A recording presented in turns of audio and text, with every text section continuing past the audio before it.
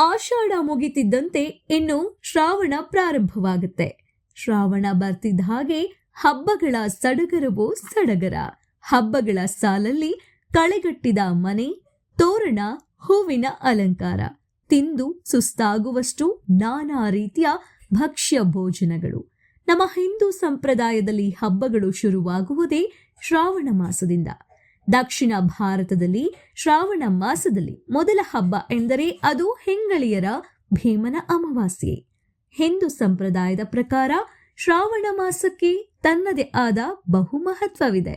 ಈ ಸಮಯದಲ್ಲಿ ಬಹುತೇಕ ಮನೆಯಲ್ಲಿ ಅನೇಕರು ಈರುಳ್ಳಿ, ಬೆಳ್ಳುಳ್ಳಿ ಪದಾರ್ಥಗಳನ್ನ ಬಳಸುವುದಿಲ್ಲ. ಆಷಾಢದ ಕೊನೆಯ ದಿನ ಅಂದರೆ ಅಮಾವಾಸ್ಯೆ ಎಂದು ಭೀಮನ ಅಮಾವಾಸ್ಯೆಯನ್ನ ಆಚರಿಸಲಾಗುತ್ತೆ. ಈ ದಿನ ಮಹಿಳೆಯರು ತಮ್ಮ ಪತಿ ಮತ್ತು ಸಹೋದರರ ಒಳಿತಿಗಾಗಿ ಪ್ರಾರ್ಥನೆಯನ್ನು ಸಹ ಮಾಡ್ತಾರೆ. ಈ ವರ್ಷ ಆಗಸ್ಟ್ 24ರಂದು ಭೀಮನ ಅಮಾವಾಸ್ಯೆಯನ್ನ ಆಚರಿಸಲಾಗ್ತಿದೆ. ಜ್ಯೋತಿರ್ಭೀಮೇಶ್ವರಿ ಅಮಾವಾಸ್ಯೆ ಅಂದ್ರೆ ಭೀಮನ ಅಮಾವಾಸ್ಯೆ.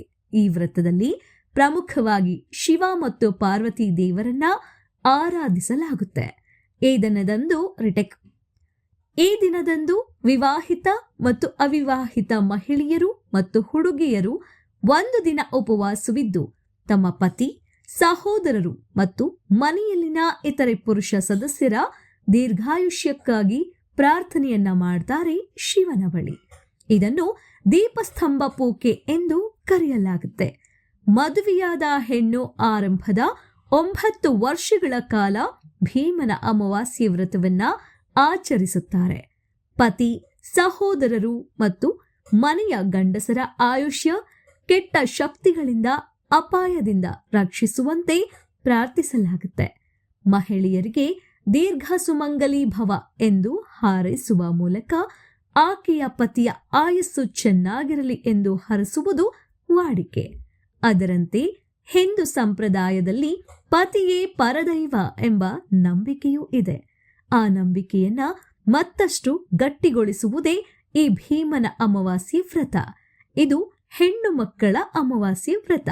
ಈ ದಿನದಂದು ಪ್ರತಿಯೊಬ್ಬ ಹೆಣ್ಣು ಮಗಳು ಕೂಡ ತನ್ನ ಗಂಡನ ಒಳಿತಿಗಾಗಿ ಪಾದ ಪೂಜೆಯನ್ನ ಮಾಡುವುದು ಸಂಪ್ರದಾಯ. ಪ್ರತಿಯೊಬ್ಬರು ಅಂದರೆ ನಾಡಿನ ಸಮಸ್ತ ಹೆಂಗಳಿಯರಿಗೆ ಭೀಮನ ಅಮಾವಾಸ್ಯೆಯ ಹಬ್ಬದ ಶುಭಾಶಯಗಳು.